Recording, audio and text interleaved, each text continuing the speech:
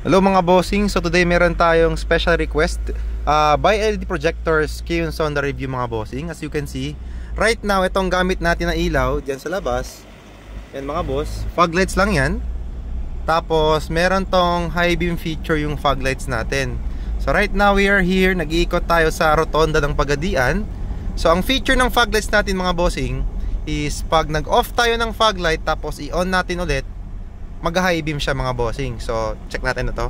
Off, on. So yun mga bossing, high beam ng fog lights yan. Ito yung high beam ng headlights mga bossing. Ito. So yan, sa fog lights pa lang mga boss, as you can see, sobrang lakas na. Mas malayo pa yung tapon niya compared sa headlights. Tapos off, on ulit. Yan siya mga boss. So, off natin sa headlights mga boss ha.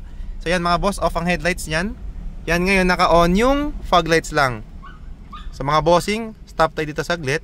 Although may mga lights tayo dito, so makikita pa rin yan. So off natin, on ulit. So yan, high beam ni fog lights yan mga boss. Tapos ito yung headlight. Ito high beam ni headlight. So yan mga boss, you can see, kayo na mag-judge dyan kung gaano kalakas fog lights na low beam pa lang. Installed here sa new Gen Ford Everest. So pwede ito sa lahat ng mga model ng sasakyan mga bossing.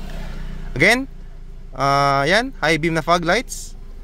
Fog lights na low beam, fog lights na high beam. So yan mga boss. Tapos ito, on natin si headlight. Yan mga bossing. So parang kumbaga yung ating headlights ngayon is yung fog lights na, kasi mas malakas siya. So try natin mga bossing doon pa sa mas medyo madilim. May dumadaan lang. So liko tayo dito kasi itong part na to is medyo madilim siya. So right now mga bossing, we are only using fog lights. Off natin sa headlight. Yan, fog lights lang to mga boss ha, fog lights. We are using medium tint. Dito mga boss, madilim to dito. Yan. So yan mga boss, fog lights lang yan. Kitang kita nyo gaano kalakas. Sobrang ganda ng cut off nyan mga boss. Off natin tapos on. Yan, naka-high beam siya mga boss. So off lang natin kasi masilaw. So pag naka-low beam lang naman mga bossing si fog lights natin, di naman po masilaw yan kasi naka-align po yan.